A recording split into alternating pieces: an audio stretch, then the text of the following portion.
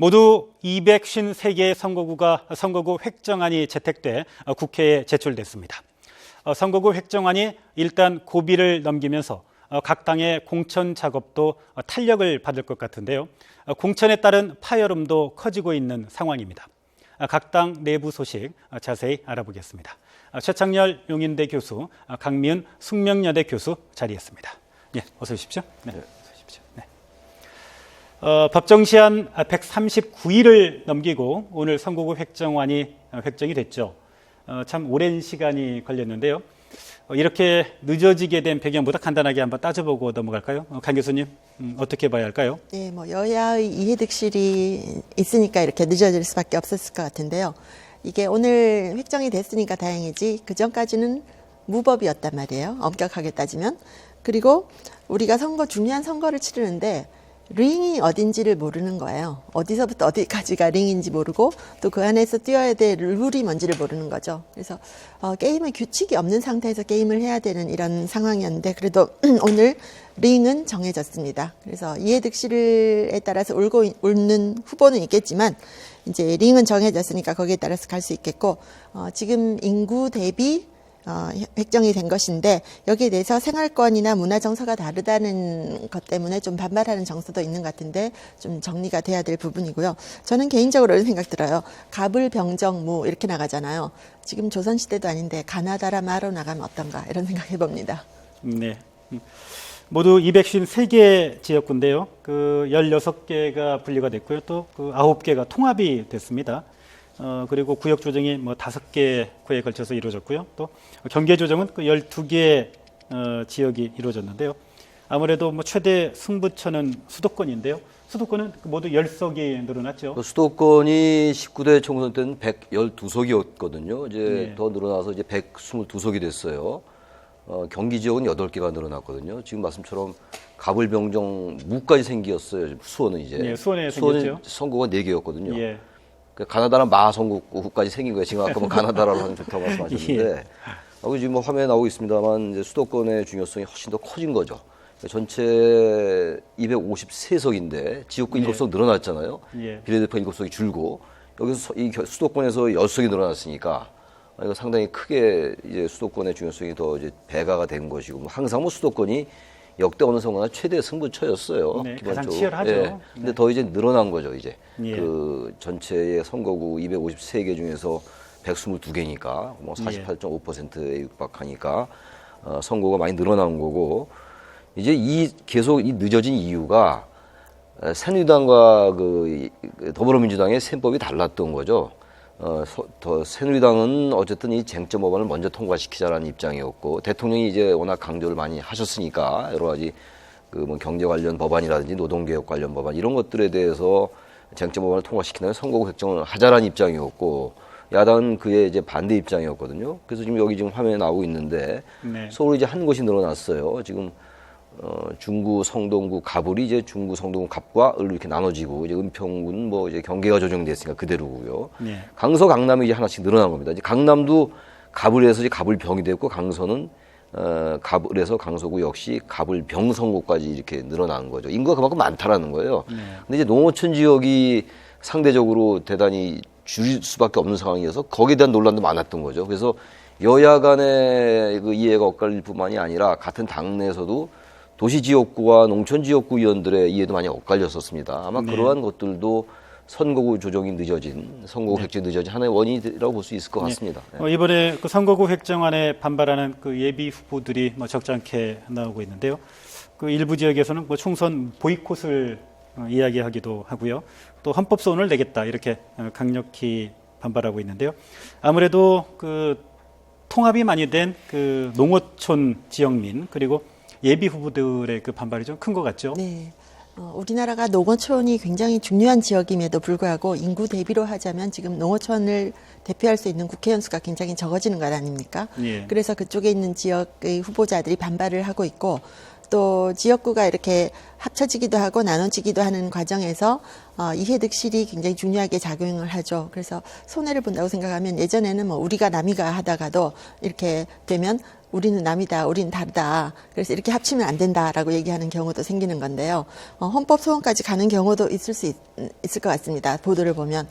그래서 또 앞으로 게리맨더링에 대한 어떤 그 논란도 일어날 수 있을 것 같고요. 유력 정치인들이 나쁘지 않게 게리맨더링으로 자의적으로 선거구 조절한 거 아니냐라는 의혹도 좀 나오고 있는 상황입니다. 네, 어찌됐든지 간에 그 선거구 아니 이번에 이제 거의 뭐 그 획정 단계에 들어가서 이제 뭐 본회의 그 처리 절차만 남겨두고 있는데요. 네, 그러다 보니까 이제 여야 그 공천 작업도 뭐 탄력을 그 받을 수밖에 없는 상황인데요. 먼저 새누리당 상황부터 한번 알아봤으면 하는데요. 최근에 공천 살생부 파문이 나왔어요. 그러니까 이게 선거구 획정 문제하고 공천 문제는 의원들에게는 뭐 사활적입니다. 사활적. 네. 영어로 이제 페이탈할 정도죠. 그야말로. 그런데 문제 이게 사실은 이게 원론적인 얘기인데 이 선거구 문제와 공천 문제가 어떻게 보면 뭐 직간접적으로 연결이 되겠습니다만 우리 민생과는 사실 그렇게 직접적인 연관은 사실 없는 거거든요. 이 부분이. 네. 근데 이게 공천 문제하고 이 선거구 획정 문제가 언론의 보도의 거의 반 이상이에요. 정치면 관련 보도에. 네. 방송이건 신문이건 말이죠. 이 자체야 불가피한 면이 있는데 이게 어느 정도 이 당내에서 이 공천 룰이 이미 확정이 돼 있었잖아요. 근데도 어쨌든 그 당내 계파 간의 이해관계 때문에 여러 가지 얘기가 나오는 거. 지금 살생부 말씀하셨잖아요. 예. 이 부분도 당내 친박과 비박 간의 그 치열한 역학관계 변화, 총선 이후에 이런 부분을 의식한 거거든요. 살생부 얘기를 이제 김무성 대표 측이 이제 그것은 그런 일 없다라고 얘기를 했는데 지금 이한구 공천관리위원장이 지도부에 이 진상을 좀 규명하자 이런 이제 취지로 요구를 한 거거든요. 근데 이렇게 되면 사실 김무성 대표는 굉장히 코너에 몰릴 수밖에 없겠죠. 예. 마치 이제 일부러 그렇게 말을 흘린 것처럼 될 수가 있는 거잖아요. 그래서 지금 이한구 공천관리위원장이 이런 얘기를 했어요. 삼김 시대의 음모 정치 냄새가 난다 이런 말까지 했거든요. 예. 이거는 굉장히 그 당내 그 새누리당 내 친박과 비박으로서는 뭐 굉장한 이 권력 투쟁인 거죠. 과거의 권력 투쟁이 칼로 했다면 지금 현대 권력 투쟁은 예. 뭐 물리적으로 하는 건 아니잖아요.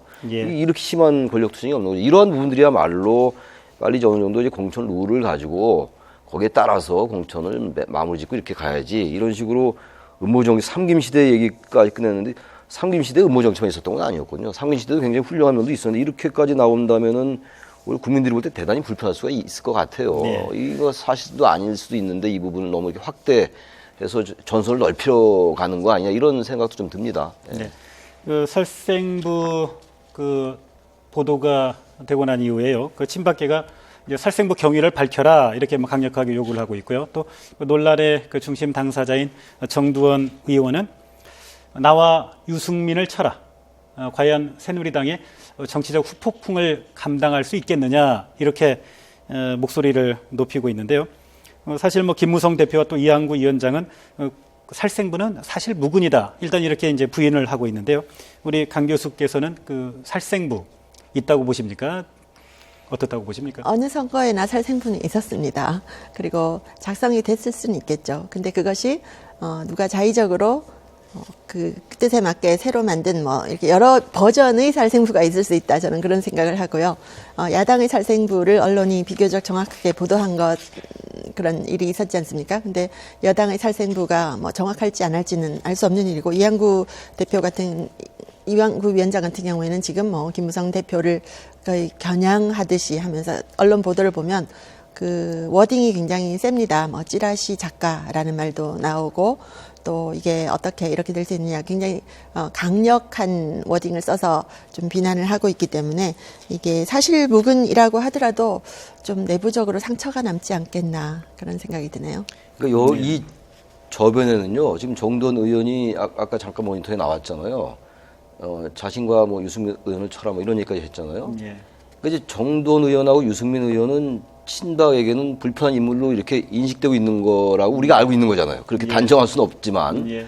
그러니까 이제 친박과 비박 간의 권력 투쟁적 성격을 그것의 전형적인 현상으로 나타나는 것 같아요. 이것이 사실인지 아닌지 뭐 이 자리에서 얘기할 수 없고 알 수는 없겠습니다만. 그러니까 지금 얘기는 뭐냐, 그거잖아요. 지금 김 대표 측근이 얘기했다라는 건데 김 대표가 얘기했는데 현역 의원 40명의 물갈이 요구한 명단을 받았다. 그러니까 이 얘기는 뭐냐면 현역 의원은 물갈이 하겠다고 저기 공천관리위원회 이양구 위원 측 했다라고 얘기하는 거잖아요. 근데 이양구 위원장은 그런 사실이 없다라고 얘기하면서 뭔가 음모 아니냐 이렇게 얘기하는 거거든요. 진상은 그렇게 되어 있는 거란 말이에요. 근데 거기 지금 정도원 의원 자신도 포함이 돼 있다라고 얘기했다는 거예요. 정도원 의원이 이제 기사에 의하면. 그렇다면 정도원 의원은 어쨌든 이 새누리당 내에서 권력을 많이 비판해 왔었잖아요. 뭐 이른바 우리가 친이라고들 많이 얘기하고 그랬잖아요. 그렇게 되니까 이제 이게 친박과 이 비박 간의 뭐 이 공천을 둘러싼 갈등이 이렇게 표면에 나타나는 거라고 우리가 이제 그 뭐 논리적으로 그렇게 구성할 수가 있겠죠. 근데 이런 것들은 이거 사실 밝힐 수 없는 것이고 이런 부분 빨리 덮어야 될 것 같아요. 공천 룰에 따라서 이 뭔가 해나가 계속 이런 식으로 지금 특정 지역에 이른바 대구 지역에 뭐 물갈이 얘기, 뭐 진박 마케팅 뭐 이런 것들로 이한구 위원장의 그 TK 지역 특히 대구 경북 인천 공천과 관련해서는 물갈이 의사를 그 본인이 먼저 이렇게 좀 계속 그 나타내고 있지 않습니까? 아니 그러니까 대구 지역의 그 물갈이라는 게 참 물갈이란 말이 전 참 마음에 안 드는데 현역 의원 교체죠. 뭐 물갈이라고 하니까 어항에 뭐 물 가는 것 같아서 좀 표현은 좀 그런데 대구 지역의 청와대나 내각 출신들의 인사들을 공천하겠다라는 거잖아요. 간단하게 애들로 얘기할 필요 없이. 근데 이제 김무성 대표는 그러한 전략 공천을 하면 안 된다라는 거고 그 논리가 지금 현재 새누리당 당원 당규에는 우선 추천과 단수 추천이라는 조항이 있거든요. 근데 그거를 활용하겠다라는 얘기인데 우선 추천이나 단수 추천은 여성이나 어떤 장애인 등 이른바 정치적 소수자를 위한 거기 때문에 거기에 적용할 수 없다라는 게 김무성 대표 측의 입장이고 김무성 대표 입장이고 그게 왜 그렇게 소수자의 규정이 위배되느냐. 정치 신인들을 그 지역에다가 공천하는 게 왜 문제가 되느냐. 그래서 당원 당규에 있는 우선 추천을 최대한 활용하겠다라는 게 이제 이한구 공천관리위원장 의 입장이란 말이에요. 그러다 보니까 모든 여러 가지 그 갈등이 그것과 관련되어 있는 거예요. 친박과 비박 간의 어떤 그 계파적 갈등 그리고 총선 이후에 주도권 다툼, 당권이나 대권 입지에 관련된 거 이런 것들이 계속 이제 얘기가 되는 것들이죠. 성격으로 볼 때. 대구 경북 지역에서 뭐 가장 큰 관심은 아무래도 유승민 그 전 원내대표의 이제 그 공천 여부가 아닐까 이렇게 생각이 되는데요. 유승민 의원도 면접을 봤어요. 그런데 그 면접 시간이 그 다른 후보의 뭐 3배를 넘었다고 해요. 예, 길게 면접을 했죠. 그래서 이 면접을 하는 걸 볼 때도 전 세계적으로 이렇게 공당에서 어떤 원내대표를 지내고 또 이제 당대표를 지낸 분들이 이렇게 면접을 받는 경우가 있는가라고 생각해 보면 어떻게 보면 참 좀 아쉬운 부분도 있는 것 같습니다. 왜냐하면 이제 뭐 황진아 사무총장 같은 경우는 공천관리위원을 하다가 또 앞으로 가서 면접을 보고 오기도 하고 이렇게 되는데 이 면접 시스템 자체도 좀 그런 것 같고요. 유승민 의원에 대해서 이렇게 길게 면접을 했다는 것은 자세히 물어봐서 뭔가 당헌에 맞지 않는 걸 찾아내려고 하는 것이 아닌가라는 의문을 좀 갖게 하는 부분이고, 그리고 이제 그런 부분에서 볼 때 그 새누리당의 지방 갈등이 이렇게 너무 세세하게 언론에 계속 노출되는 것이 결코 새누리당에 좋을 것이 없다라는 생각이 좀 들고요. 그러기 위해서는 새누리당이 좀 어젠다가 되어야 될 부분을 좀 더 강조를 하고 어젠다가 되어서는 안 되는 부분은 좀 이렇게 최소화하는 그런 전략이 좀 필요하지 않나 싶습니다. 네. 아무래도 뭐 진박 인사들이 이제 전진 배치된 그 TK 지역을 중심으로 그 교체 의원 명단 이니셜도 이미 그 일부 언론에는 그 보도가 되고 있어요. 이제 이런 부분들 때문에 살생부와 맞물려서 아무래도 여당 내 상황이 좀 심상치 않은 것 같아요. 그 살생부가 원래는 생살부였어요. 과거에 그 옛날 조선시대 때 그 세조 수양대군이 그 살생부 생살부 만들어서 이제 치고를 했던 건데 이 선거 때마다 이 살생부 얘기 나오는 것도 어쨌든 우리 정치에서 아주 좀 고쳐야 될 현상인 것 같고 그러나 뭐 현실이니까. 근데 아무튼 지금 대구 지역의 현역 의원들을 바꾸겠다라는 입장이에요. 아까 제가 말씀드렸다시피. 근데 그 부분이 지금 현재 이제 제일 관심이에요. 저는 사실 개인적으로 이 선거의 가장 큰 관심이 아까 우리 앵커께서 진박이라는 말씀하셨잖아요. 저도 말씀하셨고 강 교수님도 말씀했습니다만 진박이라고 불리는 분들이 얼마나 그 현역에 그 총선에 당선될지가 저는 개인적으로 가장 큰 관심이에요. 대구 민심이 과연 역시 그들의 손을 들어줄 것인지 지금의 여러 가지 진박 마케팅 이런 것들이 불편한 부분이 좀 있거든요, 분명히. 그걸 대구 유권자가 어떻게 심판할 것인지가 굉장한 관심거리고 그것이 향후 총선 이후에 그 새누리당의 권력정에 상당히 영향을 주거든요. 그러니까 지금 이제 현재로서는 진박 인사가 그렇게 선전하는 것 같지는 않습니다, 지금. 현역 의원들이 오히려 지지율이 높은 걸로 나타나고 있어요. 물론 그것이 이제 선거 날까지 갈지는 뭐 알 수는 없겠죠. 어떻게 뚜껑을 열어보면 표심이 어떻게 작용하는지는 모르겠으나 현재로서는 그렇게 진박 인사들의 선전이 눈에 띄는 것 같지는 않긴 합니다. 지금. 예. 이제 그 야당 이야기 한번 해볼까요? 더불어민주당 그 1차 컷오프를 발표를 했는데요. 후폭풍이 뭐 상당한 것 같아요. 어떻게 이제 현역 의원 그 10명 가운데 4명이 이의 신청을 했고요. 이 가운데 이제 가장 그 진통이 홍일학 의원이 탈당을 했어요. 그 이의를 둘러 홍일학 의원의 탈당을 둘러싸고 이제 당내 좀 갈등이 좀 커지고 있는 상황인데요. 홍일학 의원은 비례대표거든요. 그리고 대구에서 이제 출마를 하겠다는 거였는데 뭐 대구 지역은 뭐 야당에게는 아주 불리한 지역이니까 그러다 보니까 굳이 대구 지역에 출마하려는 사람을 이렇게 탈락시킬 필요가 있었느냐. 이 탈락이라는 것은 경선 탈락이 아니라 아예 경선에 참여하지 못하게 하는 원천 배제잖아요. 이 컷오프라는 게. 그럴 필요가 있느냐 하면서 김부겸 전 의원도 상당히 이에 대해서 비판적인 입장이고 뭐 중대 결심을 김부겸 의원이 뭐 이런 얘기를 했어요. 홍일학 의원의 그 공천 배제 발표를 두고 전형적인 오인 사격이다. 이런 얘기를 하면서 이제 본인도 중대 결심을 할 수 있다. 그 탈당까지 시사하는 발언을 했는데요. 그런 발언을 했죠. 그래서 이 홍일학 의원이 컷오프된 이런 걸 보면 이제 문재인 대표가 있을 때 시스템 공천을 하면서 만들어놨던 시스템 아닙니까? 근데 우리가 어떤 평가를 할 때 늘 정량적인 평가, 정성적인 평가 이렇게 따로 얘기를 하죠. 근데 시스템 공천이라는 것은 정량적으로 평가를 하겠다라는 거잖아요. 근데 늘 어떤 정량적인 평가를 하고 나면 꼭 사람들이 얘기를 하는 것이 정성적인 평가가 부족했다. 혹은 정무적인 판단이 부족했다. 이런 얘기가 나옵니다. 홍일학 의원 같은 경우에는 험지에서 지금 뛰고 있는 분이기 때문에 이분을 어떤 정량적인 것으로 인해서 컷오프를 시키는 것이 과연 정무적인 판단이 들어갔던 것이냐라는 것이고 이 부분에 대해서는 이제 문재인 대표의 시스템 공천과 김종인 현 대표의 뭔가 갈등이 있는 거 아니냐라는 보도가 나오기도 하는데요. 말하자면 문재인 대표가 오너라면 그럼 김종인 대표는 월급 사장이냐 아니면 동등한 지분을 가진 동의를 한 주주이냐 이것을 판가름하는 기준이 되기도 한다고 봅니다. 그러니까 지금 야당이 혁신위 시절에 김상원 혁신위원장 때 그 시스템 공천안을 만들었었잖아요. 뭐 의정 활동 그리고 뭐 공약 이행 여부라든지 여론조사라든지 또 동료 의원들의 이른바 다면적 평가 이런 것들을 종합적으로 고려해서 시스템 공천을 하겠다. 그래서 원천적으로 20%를 컷오프 시키겠다고 얘기했던 건데 거기에 따라서 하다 보니까 아까 뭐 오인 사격 말씀하셨는데 굳이 탈락시킬 필요 없는 인사가 탈락된 면도 있을 거고요. 또 하나는 보다 정치적인 문제가 친노 인사가 의외로 많이 포함됐어요. 문일상 의원 그리고 노영민 의원. 물론 노영민 의원은 시집 강매 논란도 있었고 신계륜 의원도 1심에서 뭐 유죄 판결을 받고 이런 점은 분명히 있는데 생각보다 이 친노가 많이 포함됐다. 비례대표의 김현 의원도 그렇고 말이죠. 그러다 보니까 이게 제대로 된 거냐 하면서 오히려 김정인 비대위 대표가 이에 대해서 여러 가지 비판적인 목소리를 내고 있어요. 역정을 냈다고 하죠. 이게 이런 식으로 하면 내가 할 수 있는 일이 뭐가 있느냐. 그래서 이것도 이걸 잊어서 바꾸기에는 명분이 약하고 계속 야당이 했던 얘기가 시스템 공천이었거든요. 이 혁신위 안 때문에 혁신위 때문에 친노 비동하는 개파 갈등이 극심했던 것이고 그 여파가 지금 국민의당에 새로운 정당이 생긴 거였잖아요. 그래서 이 부분을 이제 어떻게 할지가 그렇다고 이걸 완전히 없앨 수도 없고 그런데 이걸 또 계속 밀고 나가자니 지금 너무 이 정무적 판단이 배제된 부분도 있고 말이죠. 그래서 이 부분은 좀 어느 정도 융합을 좀 해야 될 것 같아요. 너무 이 물리적으로만 판단하다 보면은 당내 개파 갈등이 더 극심해질 가능성도 있어 보이기도 합니다. 네. 컷오프 대상에 또 한때 그 안철수의 남자로 불렸던 그 송호창 의원이 포함이 됐어요. 그 안철수 의원이 그 신당 창당을 결심했을 때 안 의원을 따라 나서지 않고 통합을 강조했던 송호창 의원인데요.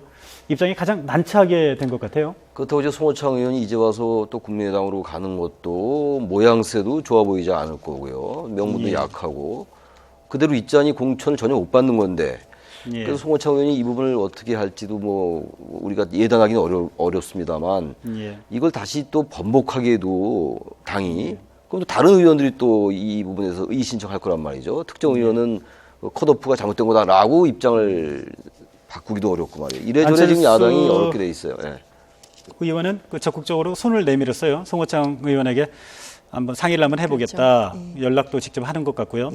지난번엔 안 따라왔지만 이번에 예. 손을 내밀고 받아들일 의사가 있다라는 걸 시사를 한 건데 송호창 의원 입장에서는 지금 따라 나서면 참 스타일이 구겨지는 것 아니겠습니까? 근데 이런 논란이 어떻게 보면 국민의당이 가지고 있는 딜레마를 보여주는 것 같기도 합니다. 국민의당이 주창한 것은 진보 보수의 양날개로 날겠다. 중도 세력을 규합하겠다. 이런 거였는데 지금 나오고 있는 현상을 보면 정체성 논란입니다. 오락가락이라는 거죠. 그래서 다국적군을 모아놨기 때문에 또 당내 갈등도 심할 수밖에 없는 것이고 그렇게 하다 보니까 또 지지율도 지금 국민의당이 거의 10%대 이하로 떨어졌더라고요.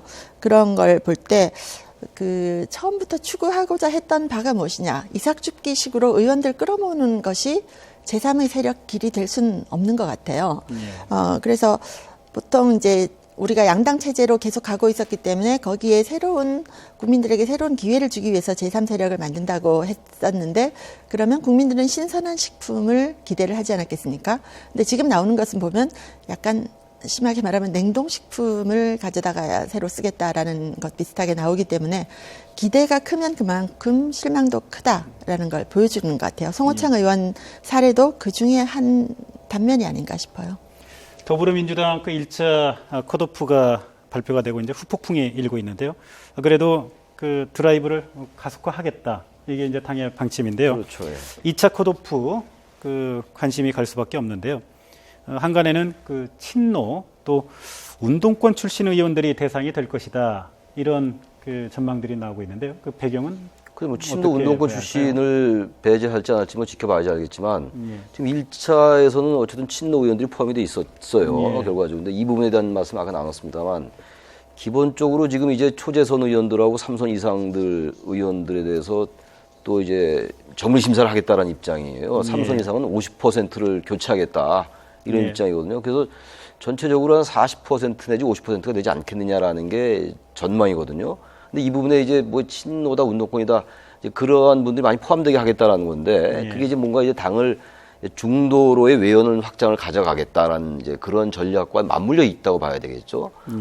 그래서 상당히 이번에 더불어민주당의 그 컷오프 비율이 높아질 것 같아요. 역대 선거는 항상 지금의 새누리당 한나라당 때도 마찬가지였고 야당일 때도 마찬가지였고 어쨌든 새누리당이 이 교체 비율이 항상 높았어요.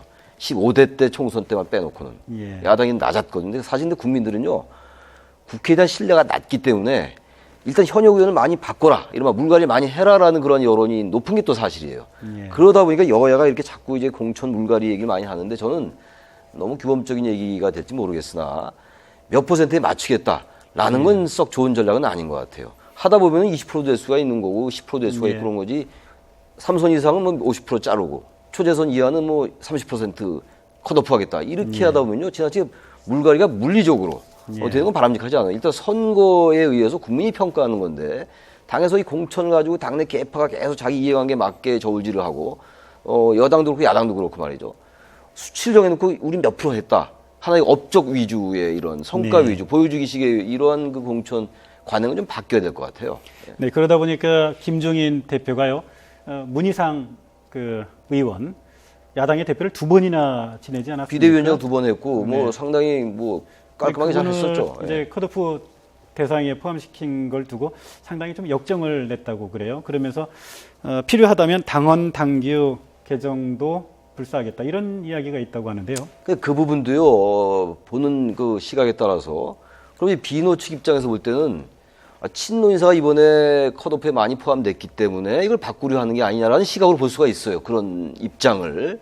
김종인 비대위 대표로서는 혁신이가 다 해놓은 걸 내가 이제 와서 할 게 뭐가 있느냐라는 생각을 가질 수 있는 것이고 그래서 결국은 이 이제 당원당규 또 바꿔서 혁신이의 이른바 시스템 공천을 바꾸게 된다면 당내 갈등은 또 폭발할 것 같아요. 또 하나 문제는 지금 현재까지 조용한 게 공천을 의식하니까 의원들이 말을 잘 안 하는데 공천이 다 발표되고 난다면 컷오프가 발표되고 나면 컷오프라는 게 새누리당 못지않게 이 야당도 상당히 당내 갈등이 폭발할 개연성이 있어 보이는 겁니다. 이 부분을 잘 정리하지 않으면 야당이 더 어려워질 것 같다는 생각은 듭니다.